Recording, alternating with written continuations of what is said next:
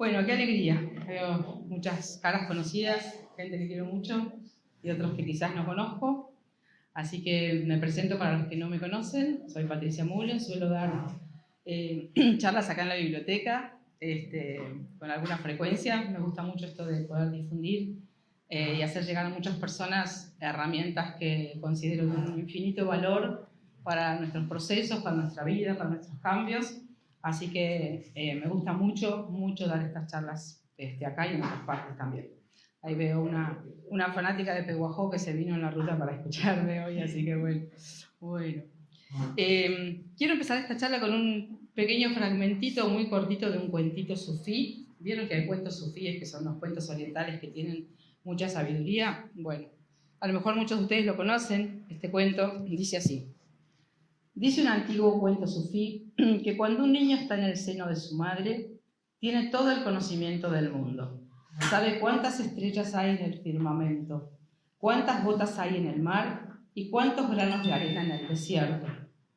Conoce los misterios del cielo y las estrellas y conoce hasta la última letra de la Torá, que es un libro oriental, ¿no? No hay misterio sobre la faz de la tierra que desconozca, ni misterio en el cielo o en el mar que no pueda resolver. Pero cuando está a punto de nacer, su ángel de la guarda baja del cielo y colocando un dedo sobre sus labios, sella todo su conocimiento y le susurra una sola palabra: aprende. Me pareció muy interesante para poder empezar esta charla de hoy, porque en realidad el título de la charla de hoy es Evolucionar un camino por delante, ¿no? Como una posibilidad que nosotros tenemos de reencontrarnos con ese conocimiento, de volver a una parte nuestra que tiene que ver con nuestra esencia, con nuestro ser espiritual, con nuestra dimensión divina, bueno, como cada uno le guste más llamarlo, ¿no es cierto?, desde las creencias de cada uno de nosotros.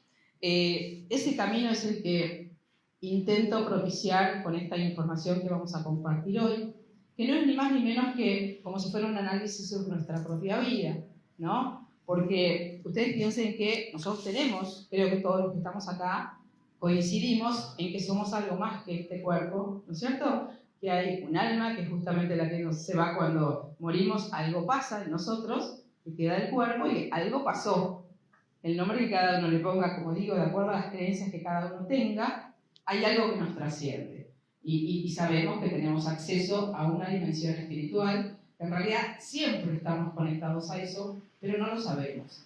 Y además de no saberlo, estamos como si fueran tapados por condicionamientos, por sufrimientos, por desconocimiento de todas estas cosas, que a lo largo de la historia del mundo ustedes piensen que desde distintos sectores de poder siempre se han mantenido ocultas las verdades más importantes, las verdades más profundas, como si fueran un tesoro de ciertos grupos y que la masa, que seríamos nosotros, como que no tenía el acceso o el derecho a acceder a esa información.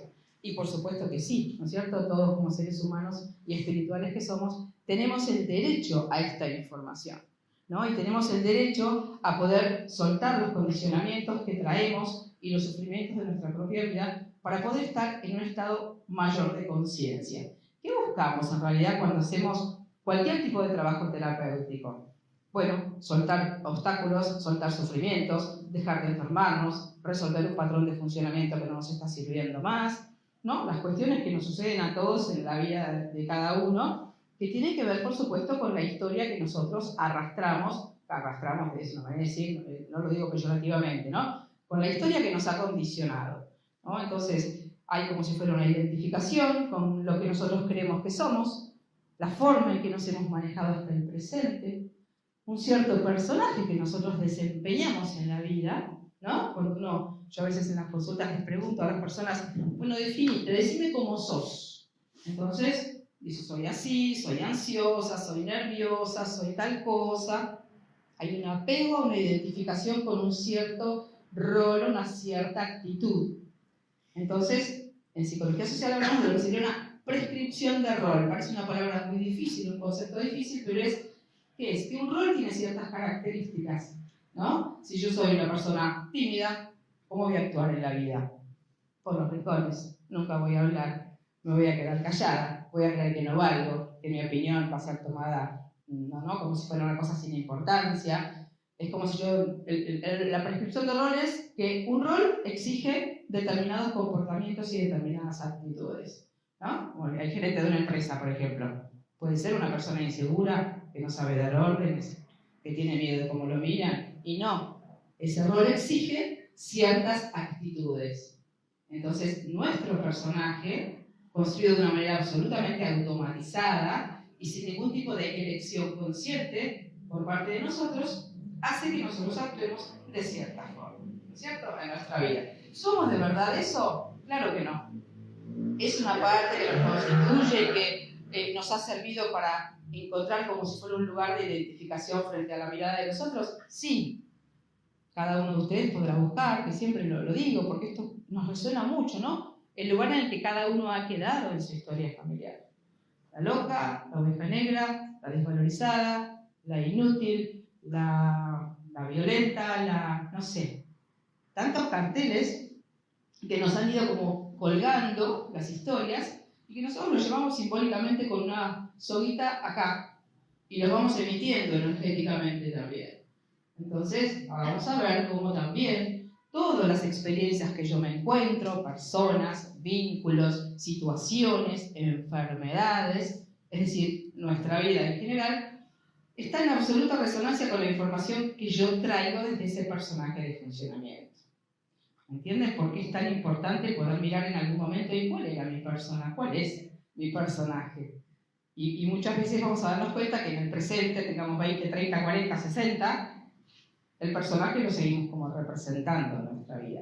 Y ¿saben qué? Ese personaje, en muchos momentos, nos va a generar sufrimiento. Porque vamos a quedar como atrapados en un rol. A mí me gusta dar este ejemplo, a mí me gusta el teatro, me gusta dar este ejemplo. Es como si uno se hubiera aprendido un libreto de una obra de teatro en la infancia.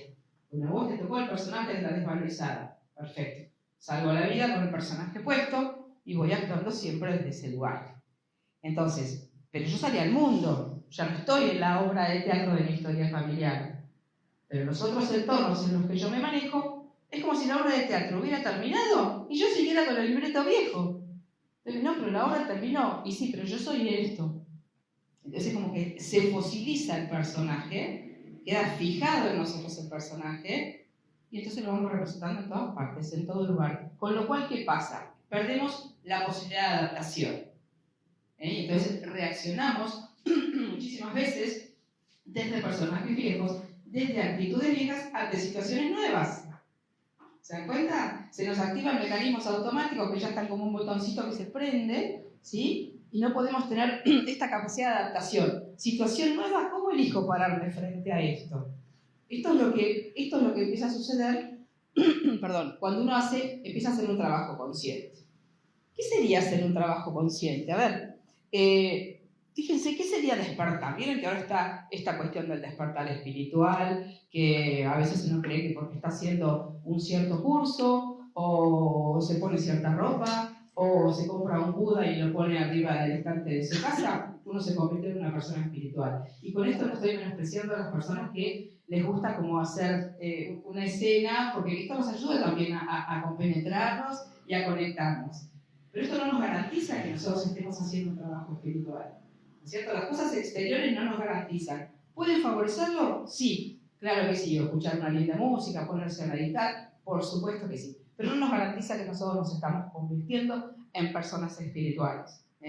Entonces, para poder hablar de despertar, que sería evolucionar, sería despertar. Sería poder salirnos de una información automática que hasta ahora ha ido digitando nuestra vida para poder empezar a estar conscientes y elegir de qué forma me quiero manejar, cómo quiero ser, qué cosas quiero pensar que me sirvan para sentirme bien, qué tipo de vínculos quiero tener. Porque los vínculos, nosotros todos creemos que los hemos elegido, no, elegí a esta persona porque me enamoré o porque me encantó tal cosa. Es el inconsciente que viene y te dice, vos tenés este cartelito, ahí tenés uno que engancha perfecto con tu conflicto. Entonces nos enamoramos y nos casamos, ¿no? Esta es la parte visible, la parte que uno cree que tiene de libertad. Pero hasta que uno no puede empezar a mirar en más profundidad, más allá de su máscara, no está eligiendo nada. casi todas las cosas de nuestra vida están digitadas, dice la psicología, ¿no? Por nuestro inconsciente. Entonces, en la pequeña parte que nosotros podemos descubrir en nuestro inconsciente, porque es una pequeña parte que podemos descubrir, en esa parte, por lo menos, intentar estar lo más conscientes posibles. Entonces, pensemos en qué momento se produce una transformación en nuestra vida. ¿Qué creen ustedes? ¿Cuáles son los momentos en que es posible que algo nos genere un cambio, nos haga cambiar? ¿Qué creen ustedes? Por ahí les ha pasado, ¿no? ¿Qué cosa hace que...? ¿Cómo? Una separación. Una crisis. Exactamente. Una enfermedad, una muerte. Exactamente. Todas estas cosas que dije... Exactamente, exactamente. Por eso, a ver, uno a veces cree que el camino espiritual, como digo, es así livianito. No, el camino espiritual no es livianito porque tenemos que entrar en lugares donde hay dolor. El otro día leí justo una frase que decía que cuando estábamos demasiado cómodos, no estábamos en nuestro lugar. Es la famosa zona de confort, ¿no es cierto? Donde está más o menos bien, acostumbrado, bueno, y además en esta capacidad que nuestra mente tiene de acomodar todo desde nuestro ego para que cierre con un moñito y nos conformemos y nos adaptemos, porque total todo el mundo lo hace así y todo el mundo vive así, la vida, ¿viste qué complicada que es? Entonces nos quedamos naturalizando un malestar, años de nuestra vida, sin darnos cuenta que nosotros tendríamos la capacidad de salirnos de esos conflictos y elegir de verdad cómo quiero estar. Que todo el mundo lo haga, que todo el mundo viva de esta forma, que todo el mundo esté dentro de un sistema que lo que quiere es usarnos a nosotros para su provecho, ¿no? Porque esto es así, y no es una crítica, es el análisis de una realidad, ¿no? Entonces, todas estas cuestiones que ustedes nombraron, exactamente son las cosas que van a generar en nosotros una movilización y nos van a hacer como, por lo menos en una primera instancia, replantearnos qué está pasando que yo me estoy sintiendo de esta forma. Una muerte, una separación, tal cual, una enfermedad, ¿no es cierto? Una situación de conflicto muy grande con alguien, una estafa, una traición, una infidelidad, qué sé yo, infinitas situaciones que por ahí podemos atravesar en nuestra vida, que de pronto nos sacan de esa tranquilidad en la que nosotros estamos, de esa como inercia, y de golpe nos sentimos muy mal. A veces decimos tocamos fondo, estar en el fondo del pozo, ¿no es cierto? Estar depresivo, como decimos así desde lo vulgar. Entonces, estas situaciones son enormes oportunidades si nosotros las podemos capitalizar. Porque estas situaciones de crisis, ¿quién de nosotros no las ha pasado? En algún momento todos hemos pasado alguna situación de crisis por una razón u otra. Entonces, tenemos dos actitudes posibles ante esto. Una, quedarnos como víctimas de la situación. No sabés lo que me pasó y por qué me agarró esta enfermedad y tal cosa, y no sabés esa persona que mal se comportó conmigo. Me puedo quedar como recibiendo las acciones desde el exterior, sintiendo o creyendo que yo no tengo ningún protagonismo y ninguna responsabilidad en el mejor sentido. No responsabilidad de hacerte cargo de esto. No, responsabilidad significa responder. Vieron que tenemos este concepto de que hacerte cargo, hacerte responsable, parece un peso, ¿no es cierto? Y que uno se tiene que cargar para ser alguien en la vida y que ser responsable, ¿no? Y sacrificarse y todos estos mitos, ¿no? Entonces, uno tiene la posibilidad de ver cómo responde frente a las situaciones. Y este es un concepto muy importante que me encantaría que se lo lleven en la mente. ¿Qué significa ser responsable? Significa una situación X, una situación de conflicto, un dolor, un sufrimiento, una muerte, una pérdida, una enfermedad. ¿Cómo elijo yo pararme, responder frente a este suceso que está pasando en mi vida? Y esto no significa que no vamos a tener un dolor, que no vamos a tener angustia, que no vamos a tener sufrimiento, porque las emociones son parte de nuestra vida, es nuestra forma biológica de reaccionar ante lo que nos pasa. Pero una vez superada la emoción, hay algo que uno puede hacer con eso, que ese sería el segundo lugar en el que yo me puedo parar, que ya no es un lugar de víctima, ya es decir, bueno, a ver, perfecto, con esto, ¿saben lo que es capitalizar algo, no? Capitalizar algo es darle valor a algo, hacer lo que crezca positivamente, vamos a definirlo así, no sé si algún contador no será exactamente así, pero es como aportarle valor a algo, ¿no es cierto? Que en vez de ser pérdida, de ganancia, sería capitalizar un poco. Entonces, siempre me llevé matemática. Y contabilidad. Pero bueno, lo importante es el concepto, ¿no?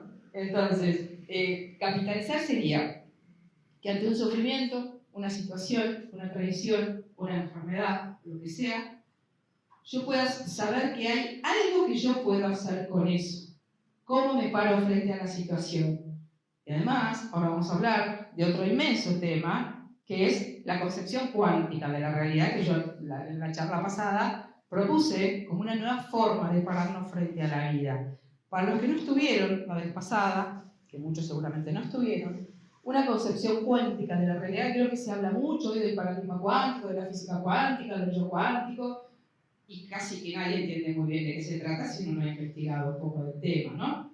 Una concepción cuántica, por decirlo así de una manera muy general, implicaría que nosotros estamos absolutamente conectados todos entre nosotros y además conectados con un campo que es el campo de energía universal, que vibra en una cierta frecuencia, en una cierta energía, porque somos energía, somos átomos que están asociados con energía. Y todo lo que sucede en nuestra vida como experiencia, persona que encontramos, síntoma, dolor, conflicto, etc., es la resonancia, está resonando en un campo cuántico, ¿sí?, que nos devuelve como si fuera la consecuencia de la energía en la que yo estoy vibrando. O sea, yo vibro por mis conflictos en una cierta energía que es hasta medible con aparatos, ¿no es cierto? Y nosotros podemos a veces detectar, uy, esta persona qué energía densa que tiene, ¿no? Lo sentimos. O esta persona, está pum para arriba, qué energía, guau, así que tiene, ¿no? Uno intuitivamente lo sabe esto y lo siente. Bueno, somos energía. Estamos conectados a un campo magnético universal que no vemos, pero está generando una incidencia en nosotros. Entonces es, por decirlo en dos palabras, que hay un campo cuántico allá afuera, que es el campo, se le denomina el campo de las infinitas posibilidades, el todo, la energía magnética universal, como, bueno, según las miradas, y nosotros estamos conectados electromagnéticamente con ese campo. Entonces, si yo soy una persona que he salido de la historia familiar infantil, con una herida de abandono, o con una herida de humillación, o con una herida de rechazo, o nunca nadie me dijo que me quería, o nunca me miraron de manera probatoria, ¿no? Casos de la vida de todos nosotros, ¿no es cierto? No estoy hablando de nada extraño. Voy a salir con ese cartel y energéticamente voy a emitir al campo cuántico esa energía de humillación. ¿Qué me va a venir del otro lado en un vínculo, por ejemplo? Alguien que encastre, desde la energía de lo que yo estoy emitiendo, viene alguien que me mantenga en el conflicto en el que yo estoy vibrando. ¿Se comprende esto? Es una cuestión de resonancia, ¿no? Entonces, esto sería tener una concepción cuántica, saber que todo lo que yo he vivido en mi vida, toda experiencia, toda persona, todo sufrimiento, toda enfermedad, es el resultado de una información energética que yo traigo y que me ha construido por la historia familiar que tuve, por los sucesos que me pasaron y por el personaje que también estoy como representando. Esto sería tener una concepción cuántica, con lo cual, fíjense qué es lo que pasa, ¿no? Que antes no podemos dejar de hablar de lo que es la separación y la unidad. La concepción cuántica también es una mirada, una concepción de unidad, con el todo, como les estoy explicando. Entonces, si yo me encuentro una cierta persona en mi vida, no es casualidad. Estoy resonando con esa información, atraigo cuánticamente esa persona por la información que yo tengo. Entonces, hemos estado acostumbrados a que los culpables de que yo me sienta mal están en el exterior, tal persona se comporta incorrectamente conmigo, porque esto no significa que no haya personas que se comporten incorrectamente, no estoy justificando, ¿no es cierto? Pero, ¿por qué me encontré yo? ¿Para qué? ¿Para qué me encontré yo esa persona en mi vida? ¿No es cierto? Porque yo estoy emitiendo esa información y traigo más de lo mismo. Entonces, fíjense que en este proceso como de evolución o de conciencia que estamos intentando ver cómo se inicia, ¿no? Para los que tengan ganas de escuchar esta información y quizás les pueda servir para, bueno, para tomar conciencia de algo, para despertar algo, para activar algo, para darse cuenta de algo, ¿no? Es un camino que está enteramente al alcance de todos nosotros, ¿eh? Entonces, es importante saber que si yo tengo una concepción cuántica de la realidad, sea lo que me pase, siempre la respuesta la voy a ir a buscar en mí. No voy a decir, uy, esta persona, qué bárbaro, qué mal, tal cosa. sino que la pregunta que me voy a hacer es, ¿para qué me encontré esta persona? ¿De qué cosa mía me tenía que dar cuenta yo? Supóngase, voy a dar un ejemplo para que se comprenda mejor. Suponga que a mí una persona, tengo una pareja que me desvaloriza todo el tiempo, que no tiene en cuenta mi palabra, que no me escucha, que mira todo el tiempo televisión, me ignora. Si yo me pregunto, ¿para qué me encuentro con una persona así? Esta es la pregunta inteligente cuántica sería. La pregunta, que los invito a que se la lleven puesta esta pregunta, sea lo que sea que vivan, ¿para qué estoy viviendo esta situación? ¿De qué cosa me tengo que dar cuenta mía? Entonces fíjense que si esto es así, como que lo que veo me trae de nuevo a mí, no hay culpables afuera. No hay responsables de mi sufrimiento afuera. Vieron que se habla de este asunto de los espejos, de los maestros, todos conceptos que circulan muchísimo en esta corriente espiritual que está a veces tan bastardeada, ¿no? Tan vapuleada, de tanto que se usa la palabra como en sentidos un poco superficiales, ¿no? Para que uno pueda tomar conciencia de sí mismo, necesitamos de los otros. O sea, no nos podemos ver a nosotros mismos. Es muy difícil para nosotros vernos. Por eso también proyectamos nuestra sombra en el otro.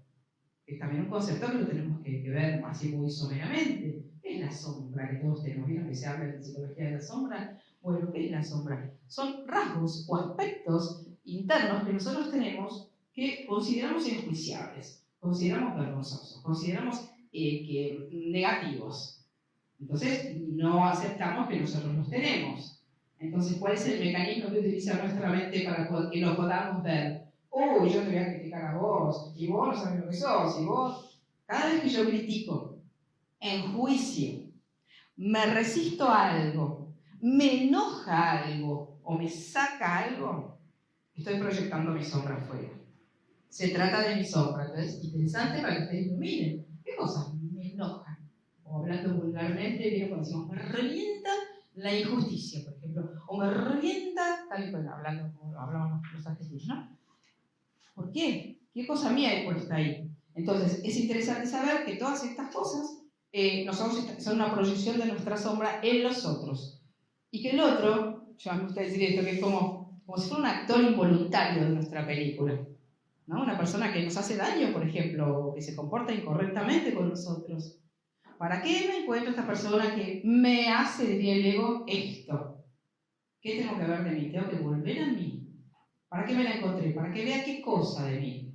Entonces fíjense qué lugar tan distinto, como que entonces siempre soy yo la responsable de las situaciones, siempre soy yo la que tengo que mirarme a mí misma. Entonces no es el otro, dejo de mirar al otro. Entonces no puedo culpar, no puedo criticar, porque todo me está hablando de mí. Incluso Enrico Vela dice que ni siquiera hay otro, fíjense, ahí ya nos fuimos a la estratosfera en la conciencia, en la concepción de la conciencia. No hay otro. Él dice, me encuentro siempre frente a mí mismo. Fíjense qué interesante, porque uno no le gusta muchas veces lo que encuentra, y eso soy yo, ¿no es cierto? Entonces, bueno, por supuesto que esto para nuestro ego lo hace entrar en un estrés increíble. Porque justamente el ego y la conciencia son dos aspectos de nuestro ser que tendríamos que poder integrar. ¿Es malo el ego? ¿Es negativo el ego? No, es una parte que nos constituye, es una parte que nos ha permitido sobrevivir, tener una identidad frente a los otros, preservarnos, construir una autoestima, o sea, es como un lugarcito cómodo de identificación. Yo soy esto, dice el ego. El ego le encantan las definiciones, le encantan los apegos, necesita apegarse a yo pienso así, yo soy así. Esto es ego. Cuando nosotros hablamos de este lugar, somos ego. ¿Qué busca el ego? Seguridad. En esta inmensidad existencial en la que todos estamos, ¿no? Que a veces es tan difícil encontrar un eje donde uno encuentre felicidad, bienestar, paz, coherencia, las cosas que buscamos con cualquier proceso de transformación. Al ego estas cosas lo sacan de su apego. Entonces, también tienen que tener en cuenta que cuando nosotros iniciamos un proceso de transformación, o pretendemos hacer un cambio, o pretendemos evolucionar, el ego nos va a como taladrar en el cerebro, es decir, no, si vos no sabés, no, si vos no podés, no, si vos no sos así. Esto es el discurso interno que nosotros tenemos en nuestra mente. Todos tenemos un discurso interno que habla en nuestra mente. ¿Vieron? Se habrán encontrado algunas veces hablando solos. ¿Vieron? Que a veces uno está bañando y se escucha que está hablando. Y a veces lo hacemos en voz alta, y a veces cuando no lo hacemos en voz alta, igual nuestra mente está rumiando, como las vacas, rumiando los 65.000 pensamientos diarios que circulan por nuestra mente. Ustedes imagínense qué conscientes estamos si hay 65.000 pensamientos dando vueltas todo el tiempo. Esa es la voz interna que nosotros tenemos. La voz interna nos dice lo que tenemos que hacer. Entonces nosotros vamos como muñequitos automatizados, como si nos hubieran puesto un pendrive, iba a decir un cassette, qué antiguo, se van a dar cuenta la edad que tengo. Claro, un pendrive, bueno, y nosotros respondiéramos a la información de ese adminículo, ¿no? Entonces vamos digitados permanentemente por una información. Seguramente todos ustedes han pensado que las cosas que han hecho en la vida de ustedes las han decidido, las han elegido libremente, ¿no es cierto? Y seguramente lo que ustedes creen que son, de verdad creen que son eso. ¿O no? ¿O alguno de ustedes cree que no es lo que cree que es? Digo, no es para que me lo conteste, porque es una pregunta difícil de responder así de pronto, ¿no? Me acuerdo una vez en una charla, una mujer me dijo, pero, entonces vos qué me estás diciendo, que todo lo que yo creía hasta ahora de mí, ¿no soy eso? Bueno, le digo, en parte sos, pero en parte no sos. O sea, en realidad también se dice que uno no es ni lo que estudió, ni el nombre que tiene, ni la profesión que tiene, ni los hijos que tiene, ni ser la madre de, ni ser la esposa de. Entonces uno dice, el ego dice, si no soy todas esas cosas, ¿qué soy? Y ahí entramos en pánico, porque entonces, ¿de qué nos sostenemos? Además piensen que nos han vendido como que la seguridad es un valor. Poder prever las cosas y saber que las cosas son así es un valor. En esta sociedad la seguridad se vende como un valor. ¿Seguridad de qué? Si no sabemos lo que va a pasar dentro de 5 minutos. Entonces la seguridad es una ilusión. Es una ilusión. Que a veces cuando uno tiene ciertos mecanismos, ¿no? Los mecanismos de control, las manipulaciones, tema para otra charla, ¿no? Extensa, son mecanismos que intentan proveernos seguridad en esta cuestión existencial, en estos sufrimientos que traemos de nuestra historia.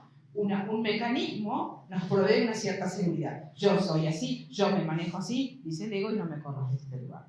¿Se dan cuenta? Entonces, eso sería desde el ego. El ego separa. Vos sos responsable de hacerme sufrir, vos me haces cosas que a mí me hacen mal, si vos cambiaras yo me sentiría mejor. Esto es el ego. ¿Quién de nosotros no ha esperado que otros cambien para que uno se sienta bien? Todos nosotros, ¿no? ¿Eso qué hace? Que nosotros perdamos absolutamente las riendas de nuestra vida. Porque entonces, si vos te portás bien conmigo, si vos hacés lo que yo quiero, ¡ay, yo qué feliz estoy! Si no hacés lo que yo quiero, ¿cómo sufro? Entonces pierdo absolutamente las riendas de mis procesos, pierdo el protagonismo sobre lo que yo quiero hacer en cada situación. Es como que entrego las riendas a otra persona. ¿Se dan cuenta? Esto lo hemos hecho todos en muchísimos momentos. ¿Por qué lo hemos hecho esto? Porque piensen que cuando somos bebés, dependemos realmente de otra persona para sobrevivir. Si no nos cuidaran, nosotros no viviríamos. Pero después crecemos y parecería que no nos damos cuenta de que ahora somos personas independientes, que ahora podemos elegir, que ahora podemos decidir, que esto no lo quiero, que pensar de esta forma no me sirve, que este vínculo me hace sentir mal. Entonces seguimos como buscando en la otra persona, sumado a todos los mitos de la media naranja y las almas gemelas y toda esta cosa que anda circulando por ahí, de que nos faltaría como una pata y un brazo para estar bien. Entonces, claro, entonces vamos a ir buscando como con una necesidad o con una desesperación, encontrar a alguien con quien yo finalmente, ahí me sienta bien. Y muchas veces desde ese lugar buscamos pareja. Entonces imagínense lo que es buscar pareja desde la necesidad. Ahí establecemos mecanismos no saludables de relación. Porque si vos me dejás, yo me vuelvo a sentir incompleta como antes. Entonces ahí empezamos también, bueno, otro tema, no quiero abrirme tanto, quiero centrarme en esto, empezamos a negociar nuestra verdadera necesidad. Y empezamos a negociar nuestra coherencia. Porque imagínense, por dar un solo ejemplo, Si yo hubiera sido una persona que tengo una herida de abandono, porque mi mamá se murió cuando yo tenía 3 años, yo crezco con una carencia materna, crezco con una necesidad de madre en mi vida, una necesidad de alguien que me quiera, que me cuide, que me proteja. Entonces, el día que busco pareja, o sea, voy a buscar pareja para que alguien venga a llenarme ese vacío. Y alguien por fin me quiere, por fin me sienta segura y por fin me sienta completa. Entonces, si esa persona no se maneja de manera correcta conmigo, como yo tengo esta herida de abandono, no puedo permitirme otra vez volver a conectar con esa herida inicial que es un trauma de mi infancia. Entonces, ¿qué voy a hacer? Me voy a adaptar a lo que sea. Voy a ir negociando mis necesidades profundas, voy a ir permitiendo cosas que en un estado de conciencia no permitiría, para que no me dejen de nuevo, para que no me abandonen de nuevo. Porque mi cerebro conoce bien esa memoria del abandono, ¿se dan cuenta? Entonces, por eso es tan importante que en algún momento uno trabaje terapéuticamente. Todos, absolutamente todos nosotros necesitamos trabajar heridas emocionales. Todos hemos salido con una herida de la historia familiar. No existen familias perfectas. Nuestros padres también vienen llenos de conflictos. Y a través de esos ojos conflictivos nos miran a nosotros. Entonces, todos tenemos cuestiones que resolver. ¿Se dan cuenta? Entonces, muchas veces vamos por la vida sufriendo de manera reiterada patrones, encontramos las mismas personas, se nos repiten parejas todas parecidas, decimos, che, qué mala suerte que tengo. Siempre me encuentro personas de la misma clase. ¿Por qué? Porque yo vuelvo a reiterar mi herida, vuelvo a vivir mi herida, y voy a encontrar otro que me muestre, che, esta es la herida, por supuesto sin saberlo, de manera totalmente inconsciente, esta es la herida que vos tenés que trabajar. Entonces me encuentro uno que siempre me desvaloriza, uno que siempre es violento conmigo, uno porque justamente eso es lo que traigo como herida emocional a sanar de mi historia. Entonces, la sugerencia, ¿no? Amorosa sugerencia, si nunca trabajaron su herida emocional, si nunca la encontraron, si no saben cuál es su personaje, búsquenlo. ¿Cómo puedo saber yo cuál es la herida emocional que traigo? Porque se me va a mostrar una vez y otra vez y otra vez. Se me va a repetir en mi vida. La herida emocional yo la voy a haber sentido muchas veces, por supuesto quizás en una graduación menor a cómo la viví en mi infancia.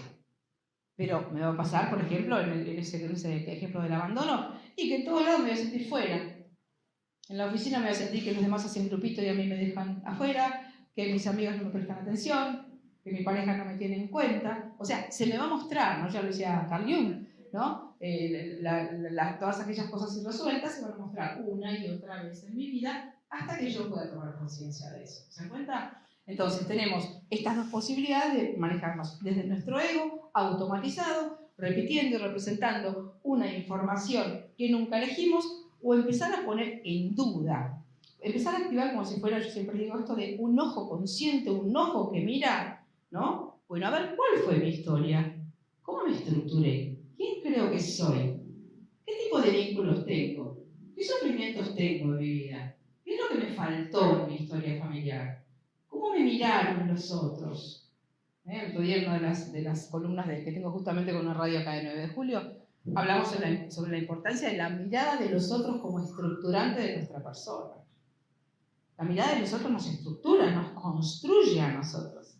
Si a mí me miraron de una manera amorosa, cariñosa, valorativa, y yo voy a ir por la vida sintiéndome bien, acá estoy yo, animándome a decir. Ahora, si fui la más chica de 7 hermanos y no me pudieron mirar, estaban trabajando, había pobreza en mi casa, la situación que pudiera ser. Yo crecí ahí, ignorada. Entonces, ¿cómo voy a ir por la vida? Tratando de no ocupar lugar, escondidita, sin derecho a nada. Y después me voy a tener una relación de pareja que sea muy complicada y voy a pensar, ay, elegí mal, esta persona no era. No, elegiste bien de acuerdo a la programación que traes. Elegiste bien de acuerdo a lo que vos querés que mereces. Porque en la infancia se activa nuestro merecimiento o nuestro no merecimiento, ¿se dan cuenta? Ahí nos vemos como seres que merecemos todo lo bueno o que no merecemos nada. Y que incluso merecemos castigo, merecemos violencia, por eso a veces pasa que uno permanece en situaciones que al que no le pasa a veces es muy fácil decir, ay, cómo se queda en ese vínculo donde la golpean. Esa persona ya lo vivió, ya conoce esa emoción. Si no, no lo va a vivir en su vida adulta si no ha tenido una situación similar en la infancia. Pero bueno, no me quiero ir del tema. Entonces, la historia que nosotros hemos vivido es una historia que nos ha determinado, y nos va a seguir determinando hasta que nosotros no la podamos ver, desmenuzar, poner, como digo, bajo la lupa. ¿Cómo hacemos para poder empezar a activar un ojo consciente? Primero, a ver, registrar qué hay en nuestra vida que necesite ser cambiado. Seguramente en la vida de muchos de nosotros hay situaciones o cuestiones a resolver. O un vínculo en el que yo estoy sufriendo, lo estoy pasando mal en algún sentido. Situaciones en las que estoy negociando necesidades profundas mías por un montón de cuestiones intelectuales. Como digo, que la mente siempre encuentra la justificación, porque uno racionaliza. ¿No es cierto? No es para tanto, no, bueno, en realidad me pega, pero solamente cuando está enojado o cuando tomó. Después es re bueno. ¿Qué estoy haciendo ahí? Racionalizando, o sea, recibiendo una cosa que no merezco, porque todo el mundo merece ser bien tratado, nadie merece maltrato, todos merecemos ser queridos y ser respetados y ser valorados.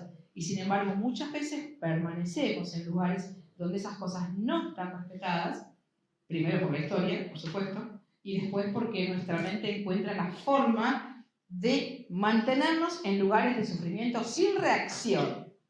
Fíjense, esto no pasa en los animales. Nosotros le pegamos a un perro, el perro se va o nos muerde. Es hasta antinatural que permanezcamos en lugares de sufrimiento, ¿sí?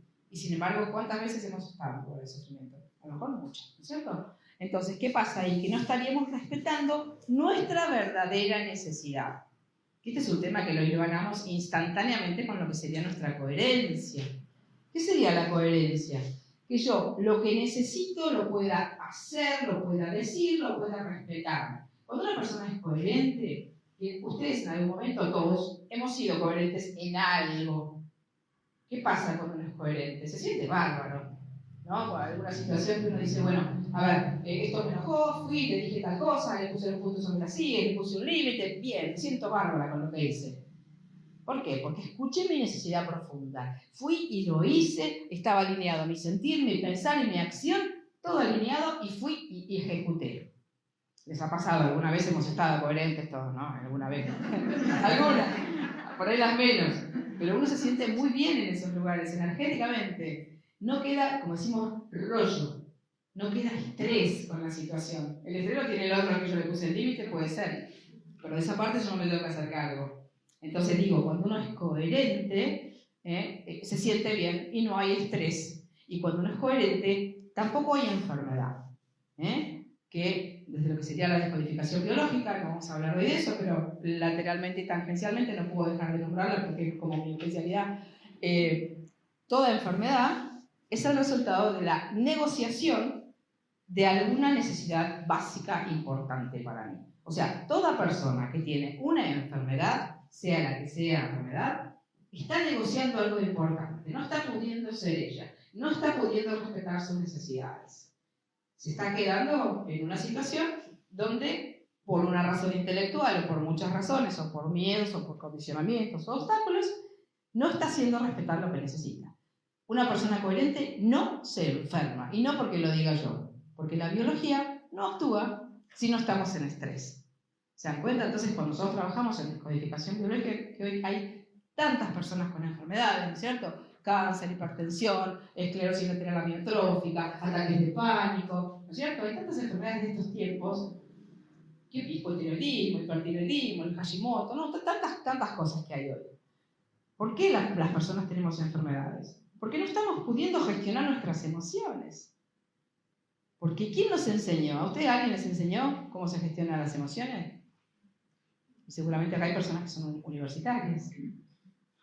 Ni en jardín, ni en primaria, ni en secundaria, ni en la universidad, ni en ninguna parte, salvo que uno haga un seminario específico de gestión emocional, no se sabe qué hacer. Entonces, hemos desconocido una parte fundamental nuestra. Piensen que somos mente, cuerpo y emoción, y alma, espíritu. Vamos a restringirnos a lo que por ahí todos compartimos. Mente, cuerpo y emociones no los podemos separar. Entonces el cuerpo lo que hace cuando nosotros tenemos una enfermedad, que claramente está hablando de una incoherencia y de una negociación de necesidades, el cuerpo es el lugar donde se muestran nuestras incoherencias emocionales. Nuestros estreses no procesados. no gestionados. Porque una emoción, si yo siento, por ejemplo, no sé, angustia cuando estoy en un vínculo con alguien, esa emoción me está marcando una dirección a seguir, me está diciendo, no, así no es, de esta forma no, y yo lo siento en el cuerpo. Porque todos lo sentimos en el cuerpo, las emociones las sentimos. Que después las pasamos a la mente, sí, las pasamos a la mente, y ahí es entonces donde empezamos a ajustar como con una llave las tuercas para que esto cuadre y yo permanezca donde estoy a pesar de. ¿Les suena esto? ¿Quién de nosotros no lo ha hecho? Todos nosotros en algún momento hemos negociado. Y posiblemente seguiremos negociando montones de cosas, por ahí cada vez menos, si estamos conscientes. Entonces, para redondear esto, la descodificación biológica, por lo menos por hoy, vamos a decir que si nosotros estamos en estrés, no tenemos un síntoma físico. Entonces, si alguno de ustedes o alguna persona de su entorno está con una enfermedad, que como les digo, hoy hay tantas, bueno, pregúntense, ¿a dónde estoy en estrés? ¿Qué es lo que estoy negociando? ¿Qué cosa me hace sentir mal? ¿Qué cosa estoy haciendo en contra de mí misma? Y van a ver que la respuesta la van a encontrar. Lo que pasa es que hacerse estas preguntas nos pone en un nivel de conciencia que nos llevaría a tomar decisiones. Y muchas veces tomar decisiones tiene un costo por ahí económico, social, qué sé yo, desde el lugar que pueda ser para cada uno importante. Pero sepamos que si nosotros no estamos coherentes, el cuerpo lo va a mostrar. Entonces, el mensaje de las enfermedades es algo muy interesante, que es lo que nosotros buscamos en descodificación, ¿no? ¿Qué está haciendo el cerebro por nosotros cuando estamos en estrés y cuando estamos con una enfermedad?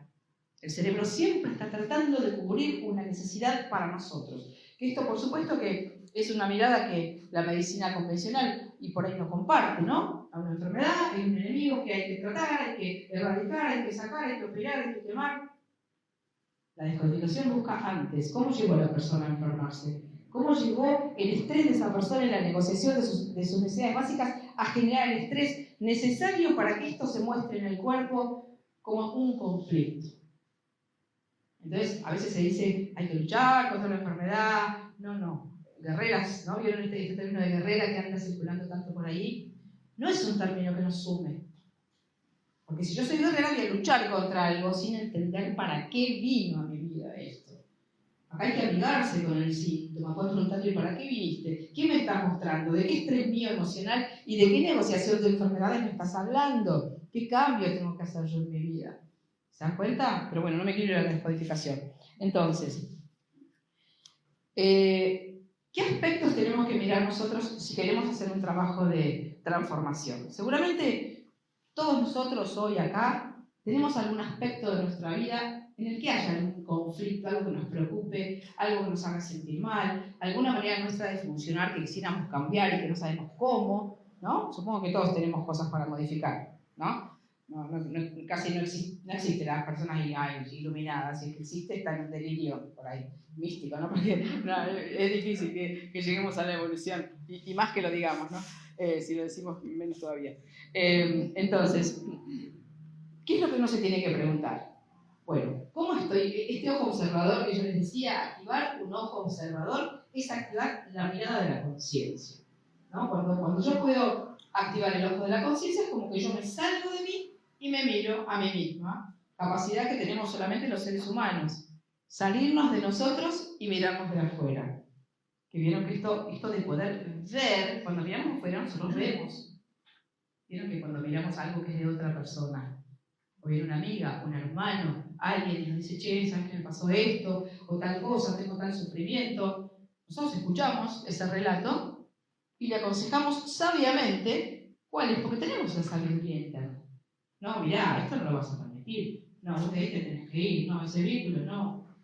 ¿Por qué vemos con esa claridad? Porque no estamos involucrados emocionalmente nosotros en la situación. Y además, porque estamos como observadores conscientes de lo que está ahí.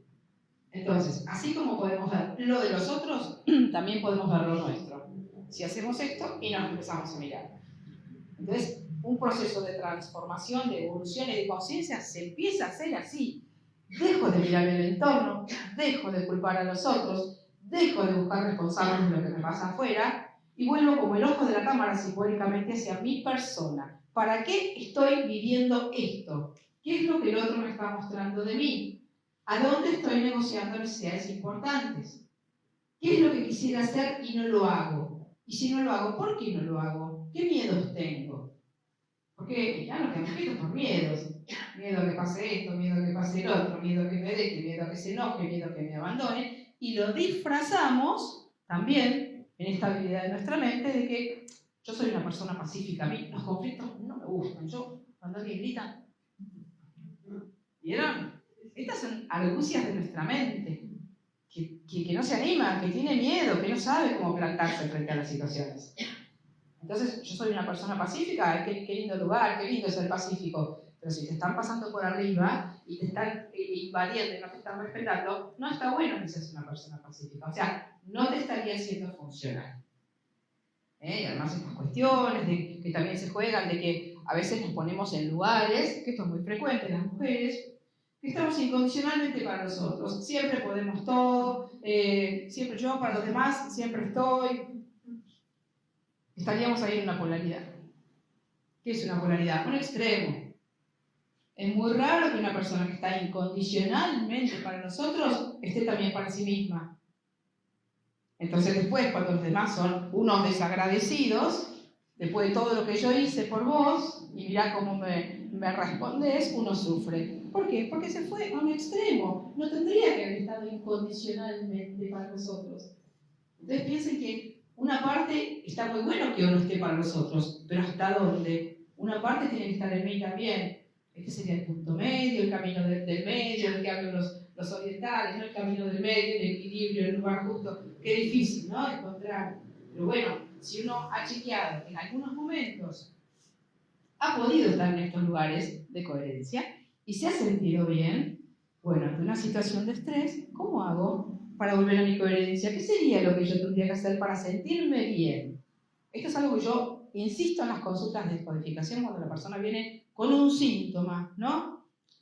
¿A dónde estaría el lugar emocional para vos en el que no tendrías estrés? Eso tenés que encontrar. Porque claramente el cuerpo no miente. A mí la persona me puede decir muchísimas cosas en su discurso consciente, pero yo sí sé el síntoma que tiene, yo ya sé qué conflicto tiene. Me puede decir, no. O sea, la biología no miente, ¿no es cierto? Entonces, cuando uno sabe leer esos mensajes y tiene este conocimiento, sabe perfectamente que la persona está negociando algo. Entonces, a ver, ¿qué es lo que nosotros tenemos que mirar en nuestra vida, cada uno de nosotros? ¿Cómo estoy viviendo? ¿Qué tipo de vida estoy llevando? Estas son todas preguntas que yo les voy a soltar a ustedes para que queden como picando, como resonando, ¿no? ¿Cómo estoy viviendo hoy? ¿Estoy viviendo una vida como quisiera vivir? ¿O estoy viviendo, como dicen, el sueño de los otros, ¿no? Que cuando uno no vive sus propios sueños, hay una frase que dice que uno vive el sueño de los otros, ¿no? En un trabajo, en una pareja, en lo que sea, ¿no? Entonces, ¿cómo estoy viviendo? ¿Qué estoy haciendo? ¿Estoy haciendo algo que me gusta, que me apasiona, que me encanta, en lo cual yo puedo ser yo y expandirme? ¿O estoy limitada a una mínima expresión, haciendo algo que no me gusta demasiado, pero bueno, me sirve económicamente, o está bien visto, o es una carrera de las carreras del futuro, ¿no? Por eso, depende de los criterios que cada uno tenga de lo que es valioso o no es valioso. Después, aparte de mirar la vida, bueno, ¿qué tipo de vínculos tengo? ¿En qué tipo de vínculos estoy? Esto es muy importante, porque los vínculos son el escenario perfecto para que nosotros nos encontremos con nuestros conflictos así, todos expuestos. Es el escenario por excelencia, los vínculos. Entonces, los conflictos que ustedes encuentren en los vínculos, sepan que son el espejo para que ustedes puedan verse. ¿No es cierto? Entonces esto, si uno tiene esta conciencia, me encuentro siempre con este conflicto. ¿Qué tengo que mirar de mí? ¿Cuál es la cuestión que yo tengo que resolver acá? Después, por ejemplo, las cuestiones que tenemos con nuestros hijos, o sea, vínculos con la pareja, los vínculos con nuestros padres, los vínculos con nuestros hijos, los vínculos con el entorno, los vínculos laborales. Muchas veces los vínculos laborales son reediciones, siempre, reediciones de historias infantiles no resueltas. Y me encuentro justamente un autoritario como jefe que, igual que mi papá, nunca me escuchaba y me pegaba el trabajo en el escritorio. Por supuesto que nosotros a veces no tenemos esta conciencia de que esta escena que estoy viviendo hoy es la misma escena que viví en mi infancia. Pero el inconsciente sí lo sabe, por eso me puso ahí en ese lugar con ese jefe que es como mi padre con careta. ¿Entienden que siempre estamos frente a nuestros conflictos? Si lo sabemos ver y si sabemos volver a nosotros como un mecanismo saludable, porque además piensen esto, lo de los demás nosotros no lo podemos modificar. Si lo pretendemos modificar, sufrimos, porque hay una expectativa que, como decía antes, todos lo hemos hecho, que el otro cambie y me trate bien para que yo entonces me sienta bien. No, eso ya no puede existir. Entonces yo tengo que volver siempre a mí y saber que el único espacio energético sobre el cual yo puedo trabajar y modificar conscientemente es mi propia persona. Entonces fíjense que para el ego, por supuesto, esto es estresante, porque el ego necesita que la culpa la tengas vos, y no yo sea santa y vos seas desgraciado. Entonces, si siempre tengo que volver a mí, las riendas de mis procesos, en una gran medida, las voy a tener yo. Y las voy a empezar a dirigir hacia donde yo quiera. Por supuesto que cuando uno empieza a ser coherente, empiezan a pasar un montón de cosas en el entorno. Cuando uno de pronto hace un cambio, está consciente, empieza a tener actitudes diferentes, el entorno se sacude muchas veces, ¿no? Porque hemos acostumbrado a nosotros a que nosotros actuábamos un personaje. Entonces, por ejemplo, yo nunca dije antes que no, y ahora de pronto lo que me gusta, te digo que no. Entonces me mira como diciendo, ¿no? Y a veces, cuando empiezo a hacer los cursos que hacen conmigo o con otras personas, hay esos lugares donde está yendo, que te están lavando la cabeza, claro, porque uno es que es verdad, no solamente en mis cursos, sino en los cursos de cualquier cosa que uno va haciendo. Porque uno va adquiriendo un grado de conciencia distinto, va cambiando, va viendo lo que antes no veía. Por eso es tan importante esta cuestión del ojo consciente que mira. Es como si uno pudiera dar vuelta a su vida arriba de una mesa y empezar a mirar. Bueno, ¿qué hay acá? Este personaje, este vínculo, este trabajo, este conflicto. ¿Qué de esto puedo modificar? ¿Acá qué tendría que hacer? ¿Acá qué tendría que hacer? ¿Acá qué tal cosa? Entonces uno empieza a sacar lo que no sirve, dejar lo que sirve y empezar a edificar sobre lo que yo quiero para mi vida. Ahí recién, después que pude mirar, recién puedo empezar a elegir conscientemente cómo quiero. Por supuesto que yo lo digo así en 2 palabras, esto parece tan fácil de decir y lleva todo un proceso muy interesante. ¿Por qué? ¿Por qué yo sigo siendo de cierta forma y viviendo ciertos vínculos? Porque estoy repitiendo patrones del pasado. ¿Por qué repito patrones del pasado? Uno podría pensar, ¿para qué el inconsciente hace que yo haga esto? ¿Para qué el inconsciente me pone un vínculo difícil y otro, y 3 veces me encontré lo mismo? ¿Para qué? Para que yo me dé cuenta que sigo repitiendo. ¿Por qué sigo repitiendo? Porque hay emociones que están pegadas a la historia. Uno ha tenido cierta historia. Esa historia tiene emociones pegadas. ¿Se dan cuenta? Entonces lo que hace que nosotros repitamos patrones de funcionamiento son emociones no resueltas, no gestionadas, nunca habilitadas. Todos tenemos enojos, tristezas, angustias, muchas veces traumas, abusos, violaciones, humillaciones, golpes. Y eso quedó ahí, en algún lugar de nuestra persona, como en stand-by, ¿no? Eso sigue estando presente energéticamente en nosotros. A veces uno cree que no, que ya está, que pasó un montón de tiempo, que eso fue cuando hace 1000 años. Ya está. Pero la noticia es que eso sigue como una energía activa, como una bomba que hace como un corazón que late, y está presente en mi hoy. Y no solo está presente en mi hoy sin que yo lo sepa, sino que además filtra mi forma de percibir la realidad. Yo voy a mirar la realidad, voy a interpretar la realidad de los vínculos y todo a través de mis lentes conflictivos, de mis heridas emocionales sin sanar. Entonces, ¿estoy viendo la realidad como es? No. La estoy viendo y la estoy interpretando a través de mis heridas emocionales. ¿Se comprende, no es cierto esto? Por eso es tan importante poder ver en algún momento qué herida emocional traigo, que se me ha repetido muchas veces. También el vínculo con los padres es un interesantísimo espacio que a veces nos cuesta mucho poder manejarnos con libertad, ¿no es cierto? Porque, a ver, son nuestros padres, los queremos en general, a pesar de que por ahí haya habido muchas situaciones difíciles. Entonces nos juega este amor y el sufrimiento al mismo tiempo, ¿no? Entonces es difícil poder poder sostener las dos energías y poder pararnos en un lugar correcto. Entonces, ¿qué posibilidad tenemos con eso? Bueno, ver realmente cuáles son las emociones que todavía están pendientes con respecto a nuestros padres. ¿Qué tienen que ver con heridas emocionales? O me han pegado, o me han dejado sola, o me han humillado, o me han desvalorizado, nunca me han mirado. Entonces, a veces, como que tenemos esa expectativa, esto lo vemos mucho en constelaciones familiares, otra metodología, que nos pasamos la vida esperando que eso que nunca pasó, de pronto pase.